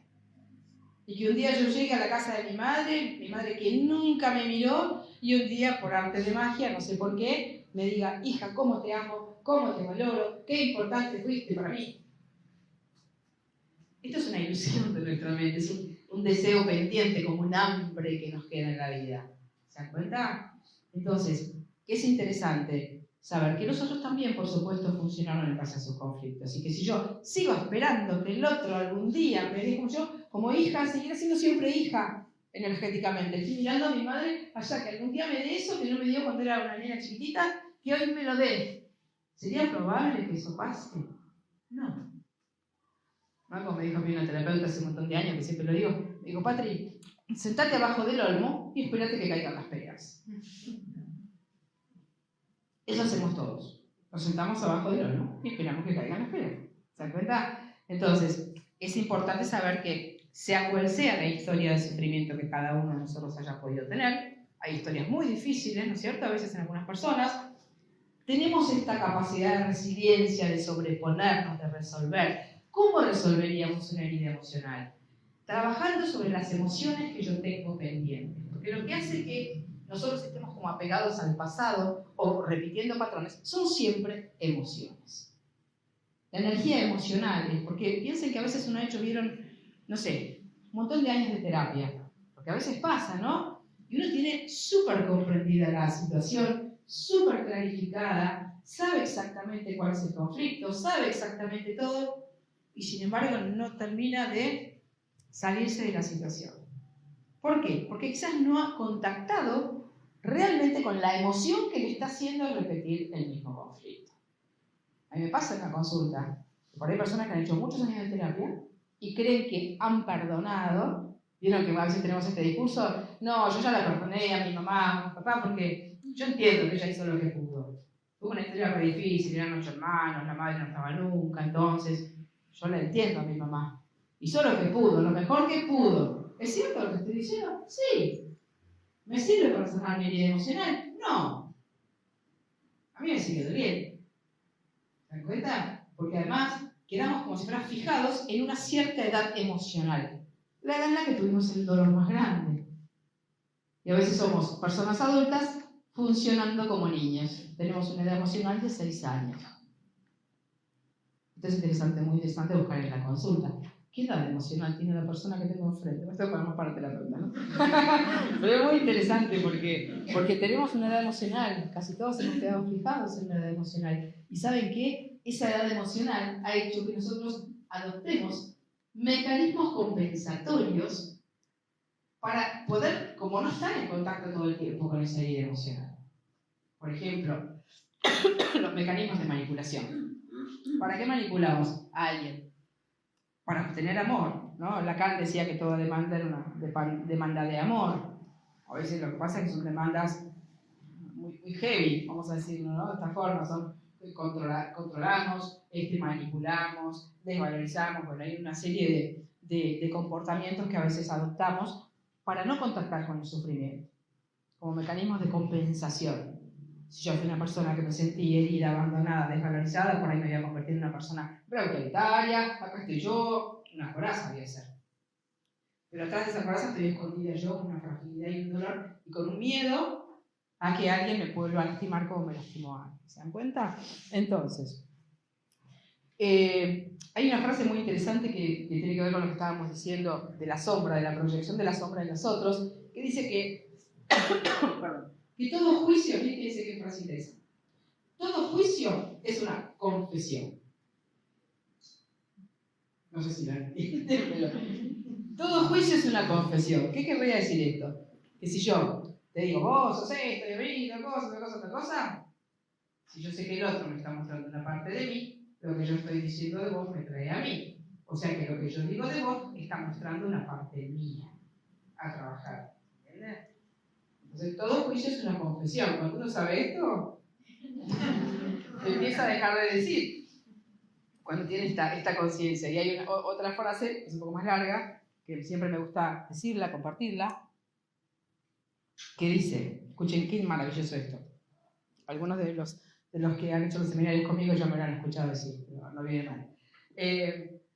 Cuando adoptes el punto de vista de que no hay nada que exista que no sea parte de ti, de que no hay nadie que exista que no sea parte de ti, de que todo juicio es un juicio hacia ti mismo, de que toda crítica es autocrítica, sabiamente extenderás hacia ti mismo un amor incondicional que será la luz de tu mundo.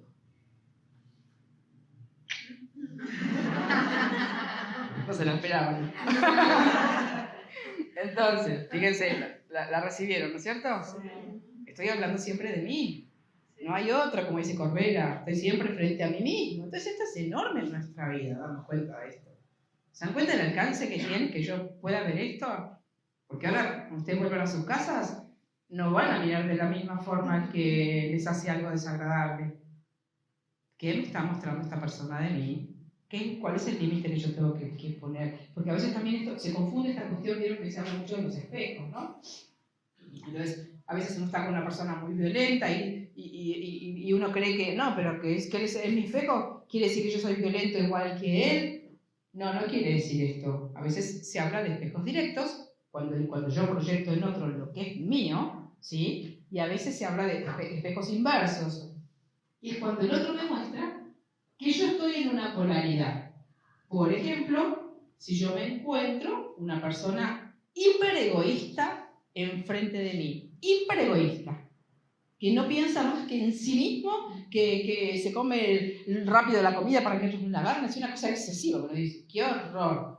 Si yo veo eso y eso a mí me enoja, seguramente yo soy de las que da todo, la que está incondicionalmente para todo el mundo, la que nunca tiene nada para sí mismo. Entonces me encuentro uno que tiene todo para sí mismo, agarra todo para sí mismo, para que a mí me haga ruido y yo me doy cuenta que tengo que ir al medio, que yo estoy en el extremo contrario. ¿Se comprende esto? Eso es una polaridad, dos extremos de una misma cosa. Deberían poder estar integrados, uno debería poder estar como en el medio de estas situaciones. Obviamente, si uno mira con esta conciencia la realidad, bueno, puede empezar a ver qué cosas me enojan, ¿no es cierto? Qué cosas me irritan, qué veo en el otro, qué critico. Ahí está mi sombra y hay algo que yo tengo que trabajar. Por supuesto que a veces no es tan sencillo poder hacer este proceso solo. Obviamente ustedes lo sabrán. Cuando uno encara un trabajo de estos, necesita acompañamiento terapéutico, el que sea, el que a uno más le guste. Hoy en día hay muchísimas metodologías, muchísimas terapias, muchísimos terapeutas que trabajan maravillosamente con todas estas cosas. Y uno tiene, que siempre me encanta repetirlo, la posibilidad de resolver. Imagínense nuestros padres y nuestros abuelos, que nosotros tantas veces hemos criticado cosas de nuestros padres y los hemos enjuiciado, porque no fueron como nosotros necesitábamos que fueran y sufrimos. Antes no existían las terapia era las personas locas, y todavía hay gente que tiene como ese concepto. Entonces, claro, a terapia van las personas inteligentes, las personas que se quieren despertar, las personas que quieren resolver la terapia, ¿no es cierto? Entonces, imagínense que si en la época de nuestros padres prácticamente existía solo la psicología convencional y se tenía todavía este preconcepto, no han podido resolver prácticamente nada. Entonces nosotros, más allá de toda la conflictiva global que hoy estamos viviendo y tanta cosa compleja que está sucediendo, tenemos estas herramientas al alcance de la mano. O sea, la persona que quiere resolver, resuelve. El que quiere salirse de nuestro sufrimiento, se sale.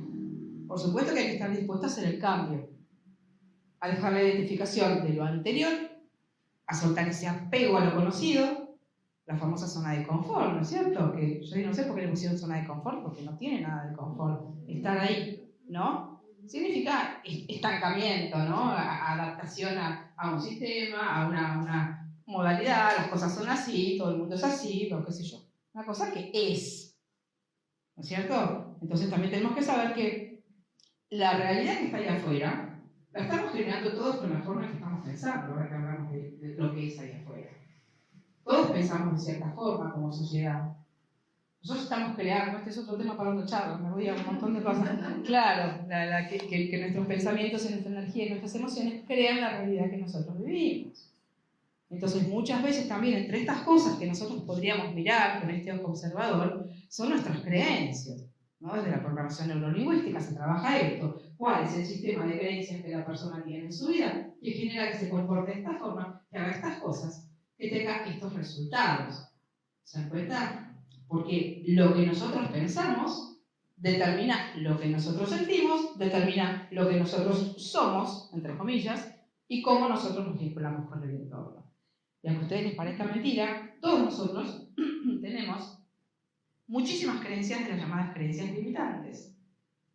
Creer que no podemos ciertas cosas, decir cosas sobre nosotros que son desvalorizantes, ¿cierto? Que constituyen lo que se llama el marco conceptual de nuestra vida. Es como que este recinto fuera en nuestro mundo, de acuerdo a lo que nosotros pensamos que existe en la vida. Y nada, esos vidrios, esa ventana, esos cuadros, esa puerta, el piso, la silla.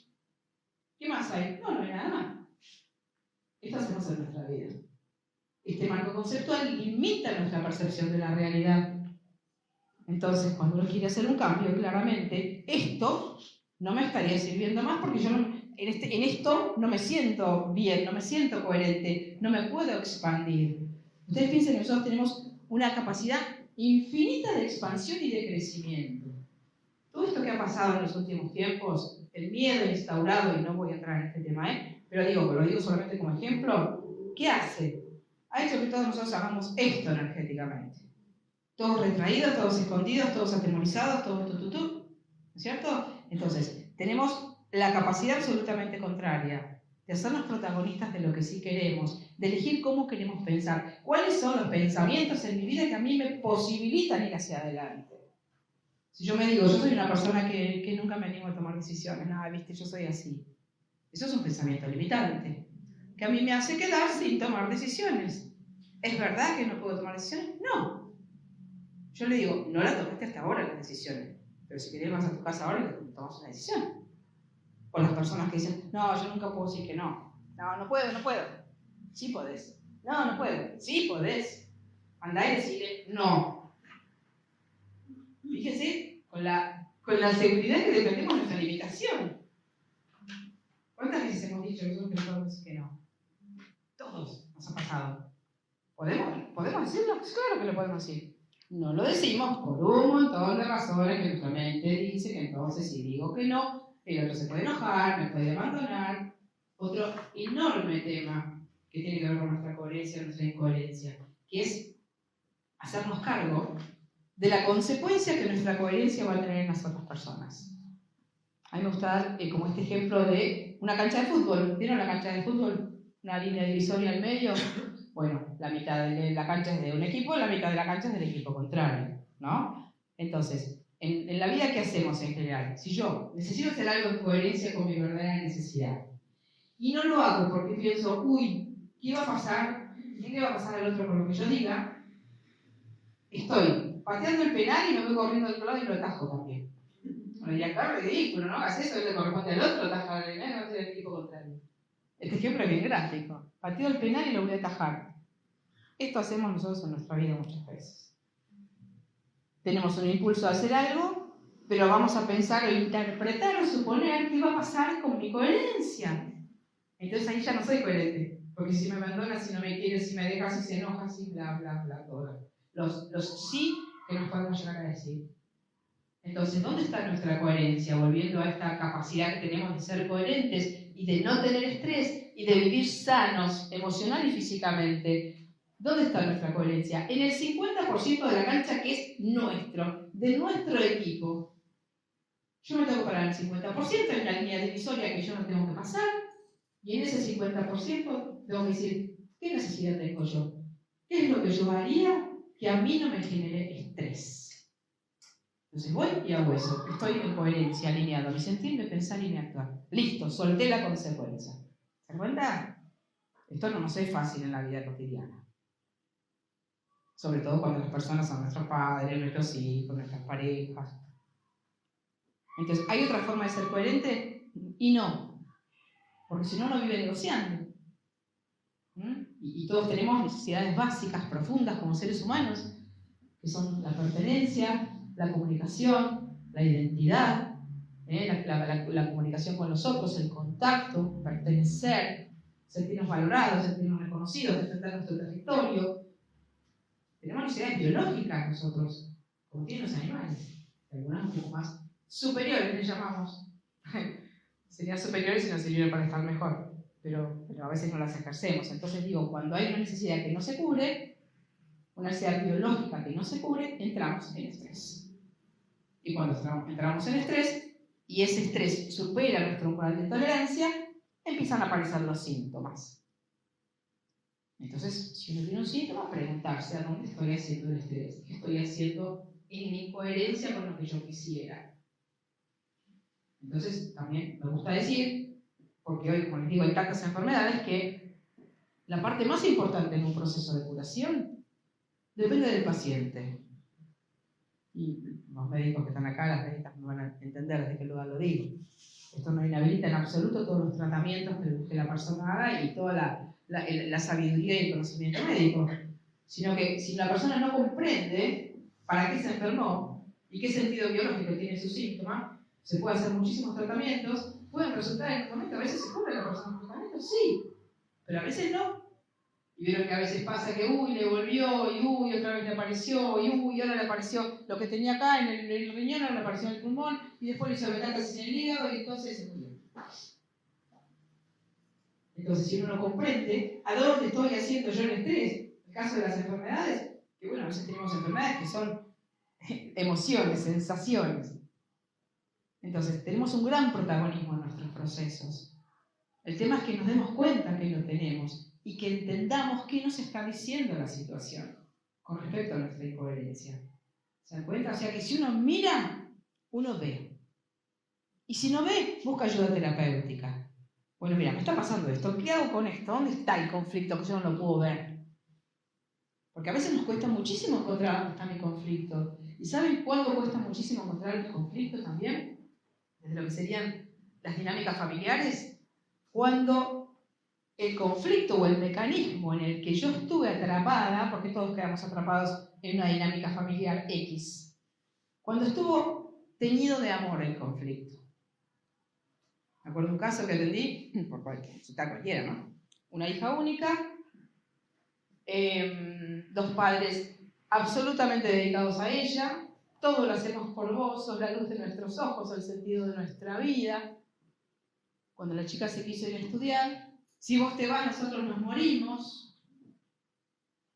La habían amado un montón, todo por ella. Pero tenía una soga al cuello de que si no te vayas porque nosotros nos estamos alimentando de tu energía emocional. Y si vos te vas, nosotros nos morimos. Fíjense qué trampa. Pero la amaban los padres y ella amaba a sus padres. Entonces, esto también es muy interesante de ver en qué dinámica familiar quedé yo atrapada. Todos quedamos atrapados en alguna, ¿eh? Todos, absolutamente todos. Nadie estaba. Y aquí estaríamos hablando ya de lealtades inconscientes, por ejemplo. Las lealtades inconscientes son esos hilos que nos unen a personas de nuestro sistema familiar, esto lo vemos mucho en constelaciones familiares, que hacen que nosotros no podamos ser nosotros. Por ejemplo, si yo hubiera, para dar un ejemplo para que se entienda mejor, si yo hubiera tenido dos padres muy humildes, muy trabajadores, que toda la vida hubieran estado con tanto sacrificio, dándonos todo lo que nosotros hubiéramos necesitado, y por ello hubiera visto que no eran felices, y que solo vinieron para trabajar, pero nos dieron todo a nosotros, a mí me va a costar mucho, a lo mejor el día de mañana como hija, convertirme en una persona brillante, en una gran empresaria, en una persona que brille en la sociedad. ¿Por qué? Porque si este fue el modelo que vi, y se sacrificaron tanto, y a mí encima a lo mejor no me cuesta, soy brillante, soy inteligente, estudio, me voy para arriba, pum, pum, pum, y los miro como a quedarme allá abajo. Esto es una lealtad inconsciente.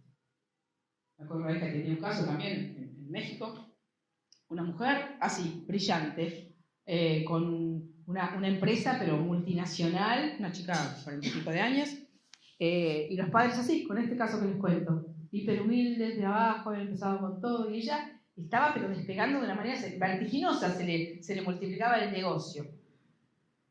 Y en ese momento se fue a hacer una pequeña operación estética y le agarró una trombosis pulmonar y quedó en coma.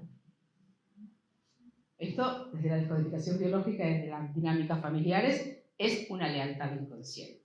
No puedo superar a mis padres. El costo emocional de superar a mis padres es demasiado terrible de llevar.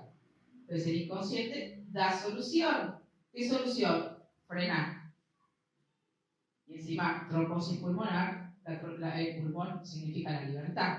¿No es cierto? Trombosis es familia, sangre, trombo es familia. Familia que obstaculiza la libertad. Fíjese, más literal no puede ser, un trombosis en el pulmón. Les doy estos ejemplos como para que ustedes se den cuenta de la dimensión que pueden tener estas cosas. No sé cómo estamos de hora. 10:10. Bueno, ya terminamos. Entonces, ¿en qué momento uno puede, como haré redondeando, en qué momento uno puede empezar a elegir conscientemente cómo quiere digitar su vida? Seguramente, como digo, todos ustedes tienen algún aspecto que quieran modificar. ¿Sí? ¿Lo tienen? No para que lo digan. ¿Hay algo que quieran modificar? Todos, ¿no es cierto? Entonces. Bueno, pues sí, todos tenemos cosas. Y está buenísimo que los podamos ver, porque pueden decir, no, yo estoy perfecta ni quiero modificar nada. Estaría más ciega que no sé qué. Pero bueno, también son respetables esos lugares, porque a veces son lugares de supervivencia, son lugarcitos, burbujas en las que uno se mete y ahí queda. Porque tiene miedos, y bueno, y no moverme me preserva a mí del miedo de lo que puede venir después cuando... Ahí está otra cuestión, ¿no? Lo que decía antes de la seguridad. Vivir en la seguridad, vamos más o menos bien. Este principio de vivir en la incertidumbre, ¿no es cierto? Que es de las filosofías orientales, para nuestra cultura es un disparate mayúsculo. La incertidumbre, yo tengo que saber lo que va a pasar mañana, tengo que poder controlar, tengo que poder saber, tengo que poder manejar las cosas. Entonces, sepamos que la incertidumbre en realidad es la verdad de la vida. No tenemos ni idea de lo que va a pasar mañana. Ninguno de nosotros sabe qué va a pasar dentro de 5 minutos. ¿Vivimos en la incertidumbre o no? Sí. Creemos que no, pero sí. ¿No es cierto? Entonces, saber que si uno empieza a mirar aquellas cuestiones de su vida, tiene la posibilidad de digitarlas de otra forma, de elegirlas de otra forma. ¿Cuál es una manera interesante? Y con esto ya vamos terminando. ¿Cuál es una manera interesante de poder empezar a hacer un cambio en algún aspecto de mi vida? Porque una vez las personas dicen, bueno, pero ¿y cómo hago para cambiar? ¿Cómo hago para salirme de este patrón? Bueno, a ver, suponete que vos tenés una gran inseguridad interna, o creés que la tenés, y toda la vida funcionaste con inseguridad. Bueno, a ver, buscando en torno a una persona que sea segura. ¿Qué hace? ¿Cómo se maneja? ¿Cómo habla? ¿Qué actitud corporal tiene? ¿Qué energía transmite esa persona? Todos tenemos modelos y de hecho nos estructuramos en base a modelos. Yo me acuerdo cuando era chica veía rasgos en ciertas personas, profesores que me quedaron ahí muy grabados, ¿no? Y esos rasgos me parecían tan maravillosos que uno los va tomando, uno va copiando actitudes. Entonces, esto se llama modelar en programación neurolingüística, que no es modelar de la pasarela, es modelar, copiar modelos que a mí me suman para mi vida. ¿Cómo hace una persona que decide? ¿Cómo hace una persona que dice no? ¿Cómo hace una persona que resuelve? ¿Se dan cuenta? Empiezo a copiar. Incluso, como les digo, a mí me gusta el teatro, a veces les digo, mira, parate ahí, entra de vuelta y mostrame cómo entrarías si fueras una persona segura. Caminar como... Entonces la persona primero se ríe, después le da vergüenza y después lo hace. Como una chica una vez que entró con las 2 manitos puestas así. Hola, buen día. Y yo, después de un rato, cuando estábamos en confianza, la imité. Dije, ¿me permitís que te muestre cómo entraste? Todo el mundo la desvalorizaba, en todas partes tenía conflictos. Imagínense la energía que emitía. Los vínculos son una cuestión energética, nos medimos energéticamente. Entonces, si ella emitía esa energía de desvalorización y poquita cosa, y todo el mundo le iba a pisar, ¡sí! En cambio, cuando cambió la actitud corporal, caminó así, bueno, así practicalo, frente al espejo. Hablate, o sea, nos tenemos que ver y escuchar, que es un recurso muy simple y muy efectivo. Porque yo nunca pude poner un límite y voy al espejo y digo, mira, ¿sabes qué? Esto, ahí tenés, por fin te lo dije. Yo me escucho, mi inconsciente escucha, y digo, wow, qué bien que se siente esto. Y a veces les digo, practicalo 15 veces. Y si no te gusta así, de vuelta, y con otra cara, y con más cara de enojada. Después te van y decís a escuchar lo que tiene para decir. Entonces uno se ve y se siente, ¿cómo? Esto puede estar en mi cuerpo también, puede estar en mis actitudes. Y así uno empieza a cambiar. Lo que yo nunca me animé a hacer, nunca me animé a decir, voy, me lo digo frente al espejo a mí misma. Lo digo, lo reafirmo, lo exagero, hasta que lo sienta. Entonces yo lo practiqué. Cuando tengo que enfrentar al supuesto interlocutor, ¡ja! Lo dejo, ¡pa! Claro, porque es una energía y una seguridad y una confianza. Es como que yo estoy representando otro personaje, distinto del que yo creí que era. ¿Ven que es re fácil? Digo, eso es operativamente fácil. Lo que pasa es que ahí el ego entra en un estrés absoluto. Porque lo estamos cambiando, lo estamos desapegando de lo que él creyó que éramos de una cierta. O sea, creímos que éramos de cierta forma y le estamos mostrando, che, no somos eso más ya. Entonces ahí fue toda una confrontación interna entre lo que mi mente dice, que a veces mi mente me va a decir, che, pero si vos no podés, si vos no sabés, ¿qué estás haciendo? ¿Te volviste loca? Eso es la voz que habla sola y mi conciencia que quiere otra cosa. Entonces, los procesos siempre se pueden hacer. Hay que buscar el personaje, buscar las heridas emocionales, mirar los vínculos, mirar mi vida, mirar qué es lo que estoy negociando, a dónde estoy sufriendo básicamente, dónde tengo estrés con lo que está sucediendo. Y van a ver que lo van a encontrar enseguida. Bueno, ¿qué me hace mantenerme a mí en este lugar? ¿Miedo? ¿Falta de confianza? ¿Creer que me falta coraje? Fíjense que lo que nos falta para ser coherentes siempre son lo que llamamos recursos. Valentía, decisión, resolución, qué sé yo. ¿No? Los recursos son las herramientas que necesitamos para poder actuar como nosotros quisiéramos actuar. Y hay un principio de la neurolingüística que dice que todos, absolutamente todos nosotros, tenemos internamente todos los recursos que necesitamos. Entonces es mentira si nos decimos que yo no sé nada, yo no puedo. Sí puedes. Abrir el cajón de herramientas, sacar la herramienta de la bolsita que está sin usar y usarla, simbólicamente. Entonces, ¿cómo? Entonces yo tengo la capacidad en mí de hacer las cosas como yo quiera, como entonces puedo poner límites, como entonces puedo decir que no, como entonces me puedo plantar. Represéntenlo. De verdad, este ejercicio terapéutico teatral es una maravilla. Y para esta cuestión de las heridas emocionales, que una vez puede decir, bueno, sí, pero ¿y cómo resuelvo yo una herida emocional del pasado si encima mi padre y mi madre ya se murieron? Y yo ya no les puedo decir nada. Bueno, para eso tenemos técnicas que son una maravilla, como la hipnosis clínica, como la psicomagia, o los actos simbólicos, todo lo que usa Alejandro Jodorowsky, que son teatralizaciones mediante las cuales nosotros podemos representar la escena que está pendiente de ser resuelta. Supónganse que a mí me hubieran abusado cuando era chiquita. ¿Qué tengo? Yo crecí con ¿qué? Con una gran desvalorización, con una gran impotencia, con una gran humillación y tengo una energía contenida. Entonces, se representa la escena que yo hubiera necesitado hacer y no pude en aquel momento. Desde mi yo adulto. Entonces agarro un muñeco, agarro un almohadón, lo pateo, lo piso, le pongo el nombre de la persona, si quiero lo acuchillo, si quiero lo cuelgo, si quiero lo quemo. Porque ese es el lenguaje de nuestro inconsciente. Esto para la mente racional dice, ay, eso es un almohadón, ¿por qué hagas esa pavada? ¿Qué vas a modificar? La mente se maneja con pensamientos. El inconsciente se maneja con imágenes y con emociones. Entonces, si nosotros le hablamos al inconsciente con imágenes y con emociones, el inconsciente comprende todo y libera todo. Yo les puedo asegurar que uso muchísimo estos ejercicios en la terapia y las personas me dicen, no sabéis la liberación que fue, no sabéis lo bien que me hizo, no sabéis cómo... ¿Es no? Entonces digo, técnicas tenemos a montones para utilizar. Entonces no se queden viviendo conflictos inútilmente. Si no encontraron terapia, búsquenlas, hoy hay un montón. Pero bueno, claramente cada uno tomará la decisión que quiera tomar, ¿no es cierto? Pero la posibilidad de evolucionar está, el título de la charla era evolucionar un camino a nuestro alcance. Entonces, para esto, por supuesto, que tenemos que poder salir del lugar de víctima.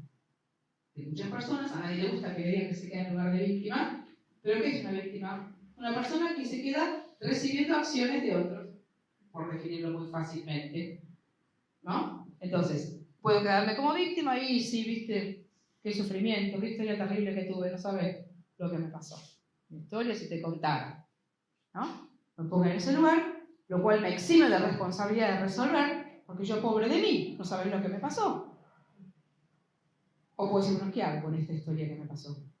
¿Qué hago con este sufrimiento? ¿Cómo me lo saco de encima? ¿Cómo lo dreno este sufrimiento? ¿Se dan cuenta? Entonces ahí estoy haciendo cargo del proceso, de buscando herramientas para gestionar esa emoción bloqueada, porque además nuestro inconsciente, entre tantas condiciones que tiene, es atemporal. Es atemporal y es inocente. ¿Qué significa que es atemporal? Que la emoción de mis 5 años está hoy en la que tengo. Y que es inocente significa que si yo hago una teatralización de la escena que necesité en aquel momento, mi inconsciente se la cree como real. Esto lo podemos ver claramente cuando vemos una película de terror. Nos morimos de miedo. O una película de amor de la protagonista, y después de una historia divina, se murió de leucemia. ¡Qué horror! Lloramos. Sabemos que es una película, la mente consciente sabe que es una película. Y sin embargo nos emocionamos igual, nos lo creemos igual. ¿Por qué? Porque está apuntando esa parte a nuestras emociones, a lo que vemos y a lo que sentimos, no a lo que pensamos fría y racionalmente. ¿Se dan cuenta? Entonces, todas estas condiciones de nuestro inconsciente las podemos aprovechar, de hecho las aprovechamos maravillosamente para poder resolver nuestros conflictos. ¿Se dan cuenta? Entonces, bueno, la invitación es a que hoy se vayan por lo menos con unas cuantas preguntas, ¿no? Ojalá esto les sirva para repensarse, para preguntarse, para poner en duda quiénes creyeron y se dijeron que eran hasta ahora. Todo lo que se dijeron yo soy, no. En parte. Yo también soy un montón de otras cosas que no desarrollé, que no activé, que me gustaría hacer y no me animé por mis miedos. ¿Y por qué no me animo? Porque tengo miedo. Bueno, ¿miedo a qué? ¿A que pase qué cosa? ¿Miedo a que me deje alguien? Imagínense si yo estoy permaneciendo con alguien por miedo a que me deje, pero no soy yo. ¿Qué tipo de relación nutritiva puedo llegar? No, nos reímos, pero ¿qué es lo que hacemos? ¿No es cierto? Muchas veces. Entonces, se supone que todos queremos vínculos saludables. Todos queremos, en teoría, ser felices. Todos queremos tener el mejor vínculo en el amor, la mejor relación con nuestros padres, ser excelentes padres nosotros a nuestra vez. Y esto casi nunca nos sale. ¿Por qué? Y porque estamos tapados de conflictos. Entonces, ir resolviendo de a poco, ¿no?, las situaciones, ir viendo por lo menos lo que en principio puedo observar. ¿A dónde estoy en estrés? Sería la primera pregunta. ¿Qué cosas estoy haciendo como no quiero hacer? Cuando hay una enfermedad, como les digo, la primera pregunta, ¿qué estás haciendo que no querés? ¿Dónde estás en incoherencia? ¿Qué estás negociando?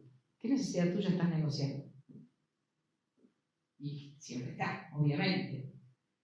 Nunca en los 12 años que llevo de trabajar con esto, trabajando con las personas, no encontré el conflicto. Siempre está. Y no es cualquier conflicto. En la descodificación biológica, el conflicto está asociado a un órgano específico. No nos enfermamos de cualquier cosa, nos enfermamos de algo que tiene que ver con nuestros conflictos.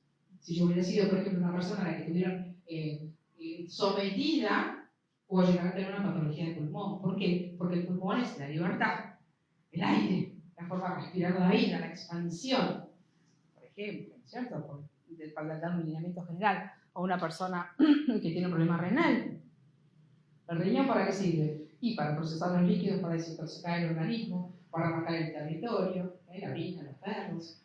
O sea, claramente un problema de riñón. Hay una cuestión territorial. ¿Sí? Más allá de los detalles y ajustes de cada caso, en cada circunstancia. ¿Se dan cuenta? Un problema de piel. Un problema de contacto. Un problema del contacto con alguien. Un rechazo de contacto hacia alguien, una necesidad de contacto con alguien. Cada síntoma tiene un contenido específico, no es cualquier conflicto que nos vamos a buscar en una enfermedad. Una persona que tiene alta la presión arterial está viviendo en términos de estoy luchando por mi territorio y no puedo poner las pautas que yo necesito, por Vamos a dar unos ejemplos así como manzana. Bueno, no sé si quiere hacer alguna pregunta. Doy un minuto si alguien quiere comentar algo, hacer alguna pregunta, si la puedo contestar con todo gusto. Oh, fui tan clara que no les quedó ni una mínima duda de nada. ¿Quedaron en shock? Bueno, la idea de estas charlas es que se vayan a la cabeza así. Cuánta cosa. Cuánta cosa, y después cada uno hará su digestión, su proceso, tomará las acciones o no. O dirán, qué interesante, pues yo me quedo donde estoy. Perfecto, cada uno es libre, ¿no? Pero sepamos que nosotros como seres humanos tenemos un infinito potencial. Y estamos muchas veces viviendo de una manera limitada, como si fuera en nuestra mínima expresión, ¿no? Sobreviviendo simbólicamente. Comemos, vivimos, trabajamos, estamos con nuestra pareja, no estoy desvalorizando eso, ¿no? Pero ahí, como con un techo, nosotros tenemos una capacidad infinita de expansión. Infinita, tenemos 10 millones de recursos para desarrollar y para potenciar y para crecer y para aprender. Pero hay que aprender y hay que tomar herramientas. Uno no va a evolucionar de la nada. Y ahí, con esto cierro, después déjame callar, que podemos evolucionar de dos formas. Una evolución es la que decíamos al principio de la charla, por una crisis, por un dolor, por un sufrimiento, que a veces tampoco evolucionamos así. Cuando nos quedamos en el lugar de víctima, el dolor no nos hace evolucionar. A veces el dolor sí nos hace evolucionar. Una persona que tiene un cáncer a veces cambia radicalmente su vida. Una persona a la que se le muere un hijo cambia radicalmente su vida cuando puede capitalizar lo que pasa. ¿Sí? Estas son dos formas. Y también hay otra forma que es aprender a través de la conciencia. ¿Qué es la conciencia? Lo que estamos viendo hoy. Bueno, herramientas, pensar de otra forma, adquirir conocimientos nuevos. Esto a mí me va abriendo la cabeza, me va mostrando cosas y voy evolucionando y creciendo en base a la conciencia que voy tomando en una nueva percepción de la realidad. Entonces, la idea es que no tengamos que aprender del dolor, siempre del dolor, sufrir como perros para después, ay, bueno, a ver, podemos tomar conciencia, tomar herramientas, hay tanta cosa interesante para escuchar, para aprender, para leer, en internet hay 10 millones de cosas interesantes, terapeutas, personas que hablan de cosas fundamentales de nuestra vida, los invito a buscar, a ver, porque hay de todo. Entonces digo, herramientas tenemos de sobra. Tenemos toda una mesa llena de herramientas y es cuestión de pic, ¿qué quiero yo? Para mí, que por supuesto es una libertad, la libertad personal de cada uno. Bueno, no hay preguntas, sí, hay una. Vamos. No sé si la puedo armar bien, pero cuando yo tengo un conflicto emocional y lo estoy proyectando todo el tiempo en otras personas, en el momento en que yo me encuentre en mi eje, yo voy a dejar de reclamar por eso que a mí me duele. Sí. Para sentir que estoy bien, debería dejar de reclamar, y hasta el momento en que yo no deje de hacerlo, mi herida todavía no está sanada. Claro, mientras lo sigas proyectando en el otro, no, lo vas a seguir repitiendo, porque vas a pensar que es el otro el que tiene que cambiar. Cuando vos te das cuenta que eso es tuyo, vas a ir a vos a sanar eso. ¿Qué te pasa? Entonces ya el otro no existe, siempre soy yo. ¿Se entiende? Cuando vos sanes lo que te pasa, lo que te hace proyectar eso en el otro, y claramente yo a veces en las consultas con las personas, la persona viene y hace un reclamo X o una... No, porque a mi pareja me pasa esto y me dice una frase. Yo agarro esa frase, como si la recorto con una tijerita y se la traslado a la historia familiar infantil. Y engancha impecable. Pero las palabras, digo, estas palabras, ¿para quién son? Y la persona se pone a llorar, no es loca porque se da cuenta que se la está diciendo a mi mamá o a mi papá. O sea, no somos conscientes de que seguimos repitiendo la misma necesidad que tuvimos en la infancia. Por eso es tan importante ir a ver la herida emocional que yo traigo. Todos tenemos una. Y la etapa psicológica también dice esto, ¿no? Que nuestra historia familiar, aún las historias familiares más dolorosas, tienen una trampa y un tesoro. Él habla de estos dos conceptos y con esto de verdad termino. La trampa sería quedarnos toda la vida sufriendo la herida emocional que se generó en ese entorno. ¿No es cierto? O nunca yo triunfar en la vida porque mis padres fueron muy pobres, entonces yo no puedo superar a mis padres, eso es una trampa. O estudiar abogacía con mi padre porque mi abuelo también era abogado y en esta familia todos somos abogados. Eso sería no poder ser yo. Sería ser el proyecto de los otros. ¿Se dan cuenta? Y al tesoro es que yo pueda ver cuál fue mi herida y descubrir cuáles son todos los recursos y las actitudes que yo generé de manera naturalizada y adaptativa, digamos, que no registro, que la historia difícil hizo en mí esto. Supóngase una persona, doy un ejemplo, una persona que, como decíamos, estuvo sola, no la protegían, no había nadie. ¿Cuáles son los recursos que esa persona activó por una cuestión de supervivencia? Tomar decisiones, hacer las cosas sola, saber que no puede contar con nadie. Yo muchísimas cosas de los recursos que utilizo hoy en lo que hago son por la historia familiar que tuve. Me ocupé de mis hermanitos, hacía un montón de cosas, tomaba decisiones con 8 años. Entonces hoy manejo grupo, hago cosas así, mandoneo. ¿Entienden? Claro, porque lo hice de chica. Entonces, esta sería como el tesoro, sin que se me vaya la mano con el mandoneo, pero claro, a veces mis hijos me dicen mamá. ¿Entienden? O sea, uno activa toda una parte positiva gracias a la historia terrible que yo tuve. Entonces, también es importante esto. Bueno, esa historia tan dolorosa, ¿qué activó en mí como recurso? ¿Qué cosa positiva desarrollé gracias a esa historia? Ahí yo me estoy quedando con lo que vale de mi historia, ¿se dan cuenta? Porque siempre ha habido cosas que fueron muy buenas en nuestra historia, a pesar de todo. ¿Se dan cuenta? Y eso también es importante rescatarlo, porque si no me quedo solamente con lo que me hizo sufrir a mí. Y lo que me faltó, y lo que no hubo, y no veo todo lo que sí hay, que siempre es un montón. Aún en la soledad más absoluta. Fíjense si no sirve algo, Víctor Frankl, no sé si leyeron ese libro, El hombre en busca de sentido, en búsqueda de sentido. Víctor Frankl es un psiquiatra alemán que estuvo en los campos de concentración en Auschwitz. Sufrió, imagínense, todo tipo de humillaciones, vejaciones, hambre, violencia. Mataron a toda su familia. Y él salió de Auschwitz y fundó la logoterapia, que es una metodología. Y él dice que nosotros tenemos la última libertad, que nos pueden quitar todo, pero que tenemos la última libertad que nadie nos puede sacar, que es elegir cómo nos vamos a parar frente a las situaciones que vivimos. Esa libertad nadie, absolutamente nadie nos la puede sacar. Bueno, muchas gracias a todos.